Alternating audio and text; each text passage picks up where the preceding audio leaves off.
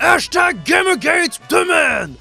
Fellow gamers and members of the social justice warrior control institution, myself and my associate, the silent majority, have composed a list of demands that must be met before the hashtag GamerGate blockade be lifted. Find them below. Demands: Zoe Quinn be arrested and tried to the full extent of the law for duplicitous promiscuity and or for really upsetting the developer guy. We will accept community service or possible a full apology from her for exploiting her sexuality in an immoral way. New laws to break the stranglehold that tiny indie developers have on the games industry. All games journalists do not be friends with other game journalists. In fact, they have to live in secluded herd-type plastic wrap hibernation until they be brought out in quarantine to offer a judgment out of 10 upon the new Call of Duty game, at which point they return to their ISO cubes. Large game publishers to carry on as normal. They're doing good work. The problem is with the media. Full and frank apology for the various damaging and upsetting slurs aimed at members of the gaming community, e.g. virgins, loser, basement-dwelling burp turds. These insults are damaging and upsetting, especially when feminists are getting loads of sympathy for death threats that are clearly made up. See attached picture my fellow redditor Thunderfoot Third Fucker made that proves this. As a statement that feminism censorship has no role in games, all open world game to feature a prostitute on every corner, a stripper in every cutscene. A pledge from the media to offer more representation to male voices. Anita Sarkeesian to give back all the money to the people she defrauded on Kickstarter. She scammed them. She promised them videos about feminism and she scammed them. She's a criminal. Put Anita Sarkeesian in prison. Close down Penny Arcade as it is feminist. Basically, we're simple people. We all just want to enjoy our games without ideology being forced down our throats. Therefore, nothing shall ever change from the comfortable status quo, and everything shall stay exactly the same. If these demands are not met by Monday, G-Day, then we will unleash a vengeance more terrible than you can conceive of. Note to feminists, don't cross us. The people you are looking for are the people you depend on. We debug your motherboard, we code your apps, we tend your Genius bar, we buy your anime, we are everywhere! Do not fuck with us! Wait, where am I? Okay, now you're probably thinking, there's no way this is real. Well, you're right, because this is indeed satire, so hopefully the real GamerGate thing is actually far more reasonable and Painful Deception by Anonymous. 9/19/14, Friday, 9/26/37. We've been had, Paul. From the very start, we were played by forces much more powerful than us, who successfully foresaw our every move. They set their trap, and we fell right into it. What follows is a chronology of this year's events. If some dates are off, or more details are needed, please feel free to add. Due to shorter attention spans, I will break it up into 3 sections. 1. The Independence Day Tumblr Raid. Early June 2014, a graphic began circulating around Tumblr, announcing their intent to raid 4chan in retaliation for sexism and racism. July 4, 2014, Tumblr raid begins, targeting mostly B. B strikes back, hitting Tumblr with extreme gore and violent images and GIFs. Tumblr users are triggered. Reports of 123 suicide. Niece of Nick Denton, Gawker CEO, reportedly attempts suicide.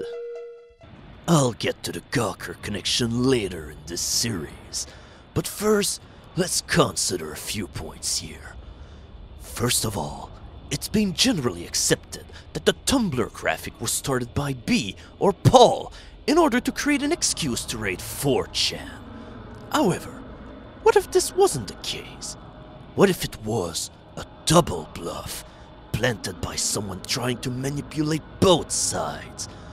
Consider the reasons given for Tumblr's raid on 4chan: racism and sexism. While B is guilty to some extent, the main board known for such posting is Paul. However, the Tumblr raid focused on B. Why? My theory? Reaction. Think about it. Who was more likely to retaliate, B or Paul? Clearly B. Who was more likely to carry out behavior that would trigger Tumblr? Again, B. Given these facts, it is plausible, in fact, I would say very likely, that the Independence Day Tumblr raid was orchestrated by a mastermind, or masterminds, who wanted to create an excuse to wage war against 4chan. For simplicity's sake, let's call this unknown force the Puppet Master. 2. GamerGate! Note, my facts here may be incomplete, as I did not follow GamerGate until the full extent of the story became evident a few weeks ago. Contribution or appreciate in this chapter. Starting mid-August 2014, a long-winded and dramatic blog posting written by male social justice gaming enthusiasts begins appearing on multiple gaming forums. The blog details a cheating exploit of a mostly unknown indie game developer named Zoe Quinn. Quinn is said to have cheated with 5 guys in the gaming journalism industry. This is suspected to be the reason for Quinn's game receiving positive reviews. Gaming boards, including V, begin censoring discussion of Quinn's adventure. V lose their shit and begin discussing this on Paul. A massive web of connection to various social justice organizer and possibly DARPA is uncovered. The term Conspiracy is coined. Okay, here is my view as someone who hasn't purchased a major console game since Bush was president. The Conspiracy was a false flag. I know this may be painful for many of you to accept. Some of you will refuse to accept that your hard work played right into the Puppet Master's hand. But please consider the circumstances. Doesn't it all seem too convenient? The dramatic blog posting, the ease with which Quinn was doxxed, the connection which just seemed to fall into place. Don't misunderstand, Quinn was certainly in the wrong, and she's definitely corrupt as hell. But the Conspiracy itself was nothing more than a ruse to further smear 4chan as an enemy of innocent women. In short, the Puppet Master played the Queen's gambit, and we fell for it. 4323-4389, implying Moot and Ito and Zoe aren't all pawns. 3. The Fappening! Oh yes. August 31st, 2014, the largest celebrity nude leak in history is posted on B by someone claiming to have hacked iCloud. The thread defies commonly recognized post limits and is permitted to remain long enough to generate significant attention to 4chan. Celebrities, publicists, the media, and feminists began massive camping against 4chan. 1 week later, Moot orders enforcement of DMCA on 4chan, leading to takedown of celebrity photos and paving way for larger-scale censorship. Right off the bat, this seems fishy. The logistics and timing are too complex for some B-tard to carry it out. Hacking one celebrity iCloud account is a massive endeavor in itself, let alone hundreds! So if it wasn't a B-tard, who was it? We know from Base Snowden that the NSA has access to people's private photos. He even specified that NSA workers would trade stolen nudes. Let's look at the consequences of the fappening for a moment! Distraction from GamerGate while everyone fapped to Kate Upton and Michaela Maroney. Increased scrutiny of 4chan by the government, the media, and social justice warriors, particularly feminists crying about virtual rape. Framework for an unprecedented censorship mechanism on 4chan. Negative publicity toward 4chan. Implications of law breaking. We can deduce, therefore, that the Puppet Master had access to NSA data and will have directly benefited from the consequences of the fappening. More on this later. Whether we're talking about the government as a whole, the NSA working alone, or rogue element within the NSA, we can certainly assume the Puppet Master is a very powerful individual or group. 4. GamerGate Redux.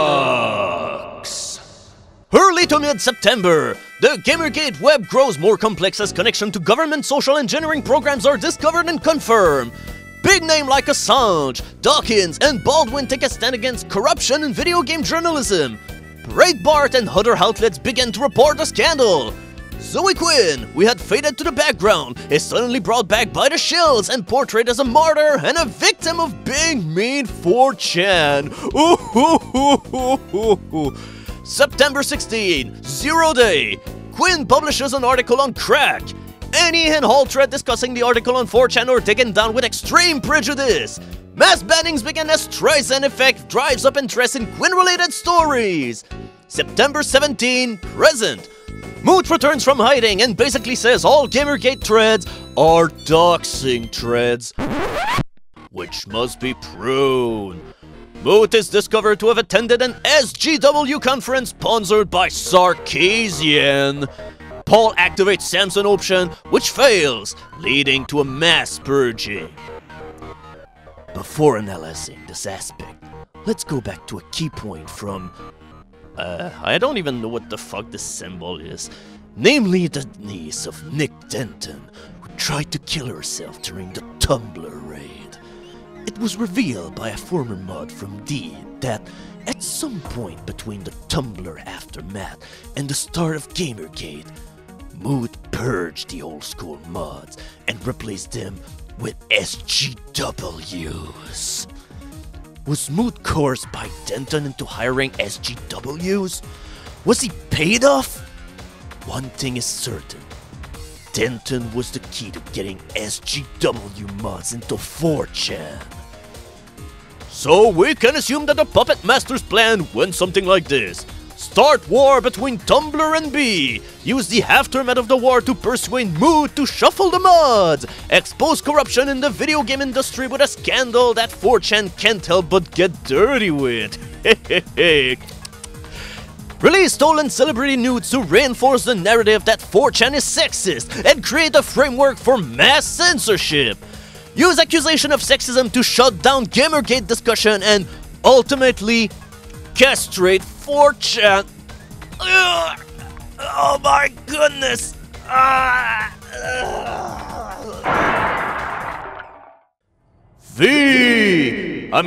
Five conclusions. It is clear that the Puppet Master knew how each board will react at every step of the way, and he catered his moves so that they will have the desired effect. He knew a Tumblr raid on B will result in mass gore and triggering. He knew that V and Paul will react to GamerGate in a way that will help build a case against 4chan. He knew that 4chan in general will keep the fappening going. The only thing that probably wasn't part of the original plan was Denton's niece. It's likely the Puppet Master was planning to push mass hysteria based on the Tumblr raid in order to generate negative publicity. The Denton connection, however, will have made it easier to work out a backdoor deal and set the stage for an inside job, which is evidently what happened. One thing is certain though, Denton is not the Puppet Master. We know from the fappening that, at the very least, elements of the NSA were involved in this operation. Gawker is generally at odds with the NSA, so any cooperation between Denton and the NSA is unlikely. It's conceivable that Denton knows the Puppet Master, but the most likely scenario is that the Puppet Master used Denton as a pawn in this game. There are, however, two figures in this little vignette of deceit who probably know who the Puppet Master is: Quinn's ex and Quinn herself. Given the obvious false flag nature of the Conspiracy, it's very likely that they were taking orders from the very beginning. Although we can't know for certain who the Puppet Master is, we can make an educated guess by asking the following questions. Who had the most to gain from shutting down the internet's most famous bastion of free speech? Who had the means and the motivation to carry out this intricate operation? The involvement of NSA elements further indicates that this goes beyond Moot, beyond SGWs, beyond Gawker. This goes all the way to the top.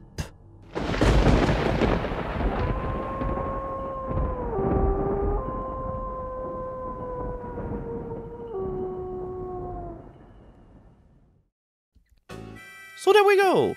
We've read both a piece of fake and true GamerGate text, and by now you know that one is way more clearer and way more significative than the other one. So that's it. Thank you for attending to this reading. Please forward any comments, criticism, feedback, as well as picture of dead babies in a blender. So that was Psychedelic Highball, and I wish all of you goodbye. Let's look at the consequences of the fappening for a moment! Distraction from GamerGate while everyone fapped to Kate Upton and Michaela Maroney. Increased scrutiny of 4chan by the government, the media, and social justice warriors, particularly feminists crying about virtual rape. Boo hoo hoo hoo! Go cry us a river, oh boy!